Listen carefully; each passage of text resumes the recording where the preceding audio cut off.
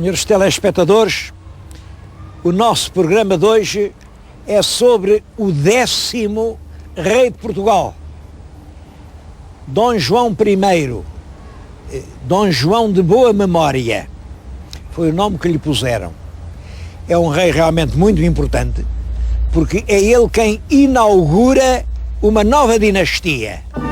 Os 9 reis que reinaram antes dele, da dinastia Afonsina, são os descendentes diretos de Dom Afonso Henriques. Bom, mas depois há aquela terrível crise do tempo de Dom Fernando, da Leonor Tela, já lhes falei disso tudo, e quem se apodera do governo é um filho bastardo do rei Dom Pedro, que é este Dom João I, que inaugura a dinastia mais brilhante da história de Portugal, a dinastia de Avis. Como fundador era o mestre da ordem monástico-militar que tinha a sede em Avis, no nosso Alentejo, chamava-lhe Ordem de Avis. E ele, como era mestre da Ordem de Avis, chamaram-lhe Mestre de Avis. E como a dinastia é fundada pelo mestre da Ordem Militar de Avis, ficou Dinastia de Avis. A verdade é que a Dinastia de Avis mantém-se no trono durante cerca de 200 anos. Começa a reinar em 1385, é quando o rei é aclamado em Coimbra, aclamado pelo povo, é um rei eleito. Dom João I não é um rei por sucessão, é um rei por eleição popular. Começa em 1385 e depois seguem-se os monarcas de Avis, o filho de Dom João I, que é o Dom Duarte, o filósofo, que reinou tão pouco tempo, o Dom Afonso V, aquele rei infeliz de quem lhes falei na semana passada, o africano, depois o Dom João II, filho do africano, a quem chamaram o príncipe perfeito, depois o Dom Manuel. O Dom Manuel é primo de Dom João II, Dom João II já não teve um filho que lhe sucedesse. Dom Manuel é um rei venturoso, um rei dos grandes descobrimentos, o rei da Índia. Depois o Dom João III, ainda de um período brilhante da história de Portugal, Dom Sebastião, o pobre rei que se sumiu nos areais sangrentos de Alcácer Quibir.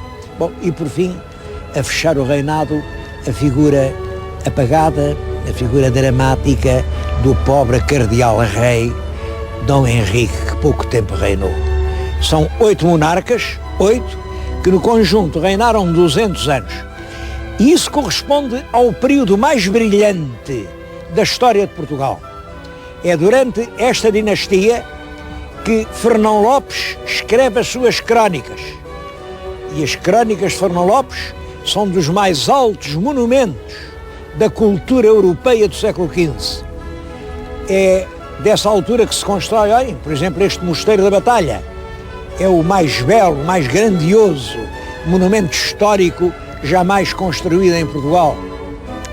É a época do Gil Vicente, outra figura universal, Gil Vicente. É a época de Camões, é durante a segunda dinastia que Camões escreve os seus Lusíadas. Nessa altura já a dinastia está no poente. Já em Portugal reina o gosto da cobiça e a rudeza de uma austera, apagada e vil tristeza. Mas realmente é a hora do poente que as estrelas se fazem mais brilhantes. É o tempo de Vasco da Gama, é o tempo da Índia, é o tempo da pimenta, é o tempo em que se faz o Terreiro do Paço, em que se faz a Torre de Belém, em que se faz os Jerónimos e em que este pequeno reino aqui à esquina do planeta se torna uma das mais prestigiosas nações da cristandade. Portanto, é um período decisivo da história de Portugal. Tão decisivo, que os ecos da sua glória ainda se não apagaram. E quando, em qualquer sessão solene, se canta algum coro, entoa a portuguesa, heróis do mar, nobre povo, nação valente e imortal, levantai hoje de novo o esplendor de Portugal. Esse esplendor de que se fala é exatamente o esplendor da segunda dinastia. Quer dizer, é uma dinastia da qual nós continuamos a sentir muito orgulho, que é legítimo, e alguma saudade, que é romântica. Escolhi o lugar porque também foi este lugar que Dom João I escolheu para repousar toda a sua vida. Eu estive a falar-lhes do rei Dom João I e viam ao fundo o Mosteiro da Batalha, mas viam em primeiro plano uma estátua de um cavaleiro. Os senhores telespectadores podem ter pensado que aquele cavaleiro era o Dom João I. Não é. É o condestável Dom Nuno Álvares Pereira. Porquê é que está aqui o condestável e não está o Dom João I? Eu sei essa história porque isto passou-se quando eu era vereador na Câmara Municipal de Lisboa. E eu era precisamente o vereador dos assuntos da cultura. Bom, passou-se isto. A Câmara de Lisboa tinha resolvido prestar uma homenagem absolutamente justa ao condestável. É ao condestável Nuno Álvares, que Portugal deve a sua independência. O condestável é uma grande figura, é uma espécie de Joana d'Arc português, sem dúvida, uma figura fora do comum. E, portanto, Lisboa resolveu fazer-lhe uma grande estátua. Onde? Bom, isso foi discutido. O sítio que escolheram, eu acho que não era o melhor, mas, imaginem, era a Praça da Figueira. Porquê? Naquele largo, que é a Praça da Figueira, que ficou lá do Rossio, quando eu era miúdo, pequenino, havia ali uma praça, a Praça de Ferro, muito pitoresca, muito bonita. Era ali que se vendiam as galinhas, as hortaliças, a fruta. Olhem, vendiam-se os grilos que cantavam nas gaiolas. A esta altura, em toda a parte, era o cri-cri-cri. Vendiam-se os canários e aves de todo o mundo. Tudo se vendia. Aquilo era um arraial popular extraordinário. Bom, simplesmente não ficava bem ali no centro da cidade, até porque vinham de madrugada às carrocinhas, com as couves e os grelos e as nabiças e os tomates e as alfaces e tudo aquilo. Portanto, a Câmara fez bem tirar a praça dali. Mas tirando a praça, aquilo ficou um largo muito feio. E então resolveu-se adotar o local e pôr lá uma bela estátua do condestável cavalgando no seu cavalo, enfim, na sua glória. Mandou-se fazer a estátua. Foi feita por um escultor com grande prestígio na época, que era o mestre Leopoldo de Almeida, e a estátua já estava pronta, e a Câmara estava muito orgulhosa naquilo tudo, e até o Presidente da Câmara, que era o Sr. General França Borges, pediu ao Presidente do Conselho, que era o Sr. Dr. Oliveira Salazar, para ir lá ao estúdio ver a estátua que ia ali para a Praça da Figueira. Bom, o Dr. Salazar foi lá ao estúdio, olhou para a estátua, deu volta, viu, achou muito bem, não disse nada, mas poucos dias depois escreveu uma cartinha, que eu li essa carta, uma carta muito amável e muito cerimoniosa, ao Presidente da Câmara, ao General França Borges, a dizer-lhe, sabe, vi a estátua, que bonita, mas que bem que ela ficava na batalha. Aqueles campos ao lado da batalha, aquilo não está muito bem, devia-se fazer ali um chão plano para não haver nada a esconder a batalha, e a estátua do condestável, que bem, até a frase até era esta, recordo-me, que bem que ali ficaria o condestável Nuno Álvares cavalgando à ilharga do seu rei. A ilharga é ao lado, portanto, lá dentro está o rei e ao lado, cavalgando, ficava o condestável Dom Nuno Álvares Pereira. Bom, o pedido era muito simpático, mas a verdade é que o Presidente da Câmara pôs a questão a votos e nós votámos contra por uma razão, é porque a estátua tinha custado imenso dinheiro e, portanto, era para Lisboa, e o Governo, pela pasta das Finanças, tinha mais do que o dinheiro bastante para mandar fazer outra e pôr lá aqui. Nós achávamos todos muito bem que houvesse aqui o Nuno Álvares, só que este era lá para Lisboa. Portanto, votámos contra. Apesar de nós votarmos contra, o Sr. Presidente da Câmara disse que sim ao Sr. Dr. Salazar, e a estátua veio para aqui, e veio na Praça da Figueira fazer uma cópia, mas o escultor não quis fazer uma cópia. Então disse, não, então, se o Nuno Álvares vai para a batalha, é o Dom João I quem vem para a Praça da Figueira. E, portanto, quem quiser ver a estátua de Dom João I, imaginada pelo mesmo escultor, também cavalgando num soberbo cavalo, tem que ir a Lisboa e vê-a no centro da praça. Hoje não é bem no centro, mas está bem colocada. Está no enfiamento da Rua da Prata. Lá está a estátua que veio substituir esta que era a que se destinava para lá. Tudo isto passou e a verdade é que o resultado foi positivo, porque em vez de uma estátua ficaram duas belas estátuas. Esta, que é o Nuno Álvares, a outra, que é o Dom João I, o rei do qual lhes vou falar.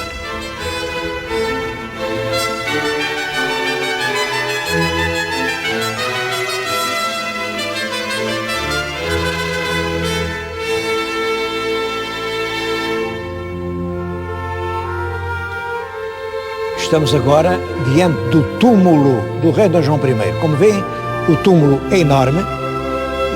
Em todo caso, não é tão grande nem tão glorioso como os túmulos de Alcobaça. O túmulo de Alcobaça, o de Dom Pedro, é o pai do Dom João I. Mas o túmulo que está em frente, o de Inês de Castro, essa não é a mãe do Dom João I. Porque realmente o Dom João I não é filho de reis. O pai é de facto o rei Dom Pedro, mas o rei Dom Pedro, depois da morte da Inês, naturalmente teve algumas ligações, e de uma dessas ligações nasceu um menino que ele deu a criar, ele tratou sempre bem, deu a criar a um mercador rico de Lisboa, um homem chamado Lourenço Martins da Praça. E quando o garoto fez 5 anos, deu a criar ao mestre da Ordem de Cristo. E isso é que explica uma coisa. O mestre tinha lá o garoto para o criar, mas quando o garoto tinha 7 anos, morreu o mestre da Ordem Militar de Avis. E o mestre de Cristo, que tinha um grande poder sobre o rei, disse-lhe: porquê é que não faz este pequeno, que é seu filho, mestre da Ordem de Avis? Bom, o pequeno tinha 7 anos. Estão a ver o que é um menino de 7 anos? Mestre de uma ordem de cavaleiros guerreiros. Mas isso nessa altura não tinha grande importância. O que importava eram os rendimentos. E é claro, o mestre de Cristo, que era o responsável por aquele menino, se aquele menino também ficasse mestre da Ordem de Avis, o mestre de Cristo passava a ter os 2 rendimentos, como aconteceu. E portanto o rei, sim senhor, fez o menino aos 7 anos mestre da Ordem Militar de Avis. Por isso, desde os 7 anos, chamavam aquele menino o mestre de Avis. Ninguém lhe chamava mesmo Dom João. Dom João era o filho do rei Dom Pedro e da dona Inês de Castro. Este era o mestre de Avis. O mestre de Avis vivia em Avis, no Alentejo, até aos 26 anos. É uma vida sem história. Vive dos seus rendimentos, está na corte do rei Dom Fernando, aos 26 anos. A Europa está em plena guerra dos 100 anos e, portanto, toda esta Europa ocidental tem que tomar posição ou do lado da França, do lado continental, ou do lado da Inglaterra. Portugal ou está de um lado ou está do outro. E Portugal aí oscilou porque o rei Dom Fernando tinha razões para uma coisa, umas razões para a outra. Claro que se ele estivesse do lado inglês, tinha o apoio dos navios ingleses que iam daqui para a Flandres e vinham da Flandres para aqui, que faziam o comércio. Portanto, os grandes mercadores de Lisboa eram da opinião que a aliança inglesa ainda era o que dava melhor dividendo. Bom, mas os fidalgos não pensavam assim. Os fidalgos pensavam que se nós fôssemos aliados dos ingleses, éramos inimigos da França. E a França tinha uma aliada muito poderosa, que era Castela. A posição portuguesa é um bocado oscilante. Quem a dirige, a política externa, é um diplomata muito hábil, o João Fernandes Andeiro, o famoso conde Andeiro, que inicialmente ele vai à Inglaterra e é ele quem negocia a aliança do rei de Inglaterra com o Dom Fernando, para juntos invadirem a Espanha. Bom, mas isso correu mal. Eles realmente juntaram-se, invadiram a Espanha, mas termina num desastre miserável. E aí o Andeiro muda de posição e alia-se à Espanha. Casa a princesinha portuguesa Dona Beatriz com o rei de Castela e ficamos aliados à Espanha. Claro, os burgueses de Lisboa ficaram furiosos.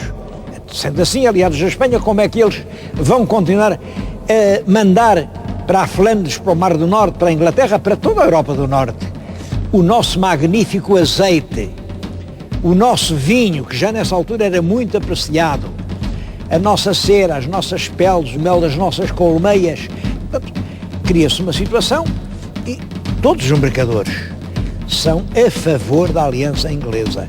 Só aquele diabo daquele Condorém, o João Fernandes Andeiro, é que está a favor da aliança espanhola. Bom, então combina-se matar o Andeiro. E quem se encarrega de matar o Andeiro é exatamente o mestre de Avis. E arranjaram aquele argumento de que o tal Andeiro era amante da rainha. E portanto ele vai e mata o Andeiro. A morte do Andeiro provoca em Lisboa uma grande tumulto popular. As pessoas eram contra o Andeiro, eram contra a rainha, eram contra o poder. Portanto, aclamam o mestre, seguem-no como herói e pegam-lhe na rédea da besta e dizem-lhe: aclamemos este homem por rei. E o mestre vê-se de repente, sem esperar, na crista de uma grande onda de entusiasmo popular. Ele não contava com isso e querem fazer o chefe da revolta portuguesa. Ele fica um bocado hesitante. O que diabo, então o chefe da revolta pensa sair daqui, chega a ter lugar no navio para fugir para a Inglaterra. Bem, mas os homens dos ofícios de Lisboa não o deixam embarcar e dizem-lhe: não arranja melhor solução do que em Lisboa. Então em Lisboa querem fazê-lo rei e o senhor vai para Londres. Bom, Londres é este. Ele hesita, ainda vai consultar um adivinho, um mestre João da Barroca que sabia ler o futuro, e toda a gente lhe diz: fica em Lisboa.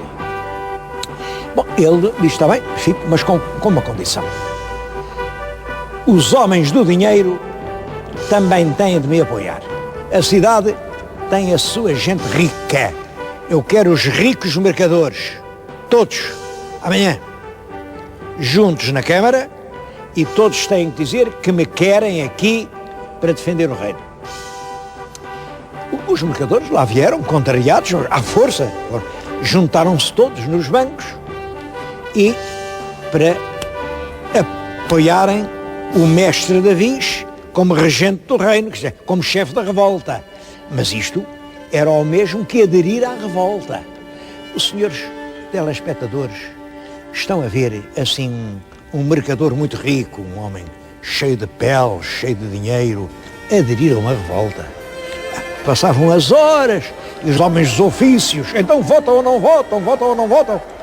Mas as horas passavam e eles não votavam.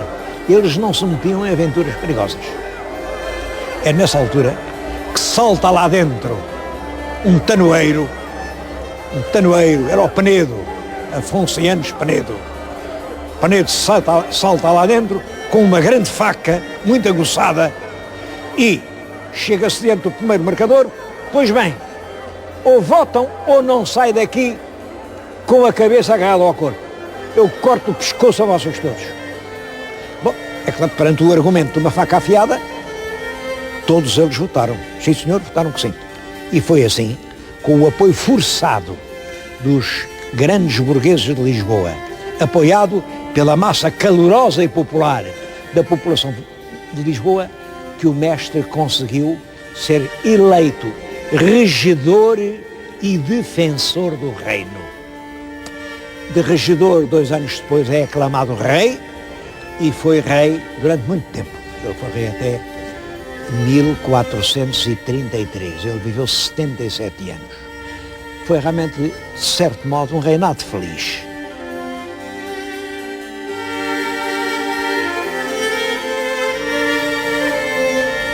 Pode-se dizer que a monarquia gótica, com o reinado de Davi se transforma numa monarquia burguesa, uma monarquia de mercadores. E é isso que está, no fundo, por detrás da expansão dos descobrimentos. Mostrei-lhes o túmulo, há bocado viram que o túmulo tem escrita uma legenda enorme, que é o latim, é uma legenda que tem mais de 800 palavras em latim e descreve o reinado. É claro que quem escreve aquilo é o filho de Dom Duarte, que tinha uma grande admiração pelo pai. Ele deve ter redigido o elogio do pai e depois mandou traduzir a algum latinista da corte. E as coisas mais importantes, é claro, se diz que é a vitória da guerra com Castela, sem dúvida. Para a memória dessa vitória, ele mandou construir este belíssimo monumento, estou-lhes a falar no Mosteiro da Batalha, que é uma das mais belas joias arquitetónicas do país. Diz depois que, um facto importante, também foi ele quem mudou a era de César para a era de Cristo. Isto é importante e há muita gente que não sabe. Antigamente, os anos que se contavam a partir do triunfo de César. É o rei Dom João I que diz, não senhor, agora contam-se a partir do nascimento de Cristo. Isso quer dizer que as datas passam a ter menos 38 anos. Uma data da era de César está sempre adiantada 38 anos em relação ao ano de Cristo, que é o de hoje. Hoje, eu estou no ano de 2003 da era de Cristo. Se estivesse na era de César, estava mais adiantado. Acrescentem 38 a 2003, estava no ano de 2041, da era de César. Mas essa mudança é feita por el rei Dom João I. E a terceira grande notícia que ele dá, claro, é a conquista de Ceuta. Ele considerava-se um grande rei por ter conquistado Ceuta. Nós já fomos a Ceuta e tentei mostrar que a conquista de Ceuta foi um ato simbólico. Simbólico por isto. Antes da invasão sarracena, na invasão depois do Maomé, em que os árabes, irradiando ali da Arábia, invadem todo o Próximo Oriente, uma grande parte da Europa e todo o Norte da África, e passam Gibraltar, invadem a Espanha, passam os Pirineus, invadem o sul da França. Quer dizer, parece que o Islão vai conquistar o mundo, mas não, porque na Espanha há uma guerra contra o Islão, é a Reconquista, e quando acaba a conquista da Espanha, os reis têm esta ideia. Agora vamos retomar também a África. Até se dizia, a África era de cristãos, mouros nula têm roubada. Era, portanto, preciso reconquistar a África para o domínio do cristianismo. E quem dá esse passo em frente é el rei Dom João I. Daí que ele, naquela escritura, dá um grande relevo a esse facto da conquista de Ceuta. De facto, o mais importante no reinado não é nem a aljubarrota, nem a era de César, nem a conquista de Ceuta. Não. De facto, é que Portugal retoma um ritmo empresarial, os mercadores fazem os seus negócios, as relações com a Flandres são excelentes, exportamos o nosso vinho, o nosso azeite, isso transforma o país, onde eram só terras de cereais, aparecem agora os grandes olivais e as grandes vinhas. O rei Dom João I entrou na história como el rei Dom João de boa memória.